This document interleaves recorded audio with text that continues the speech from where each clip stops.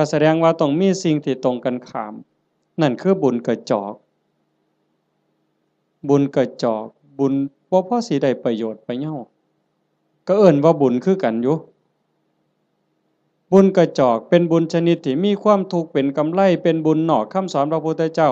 เป็นบุญคิดเอาเป็นบุญตามเขาว่าเอิ้นชื่อว่าบุญคือกันบุญแข่งเหือเห็นบ่เป็นบุญบ่อนใดล่ะหมู่เจ้าว่า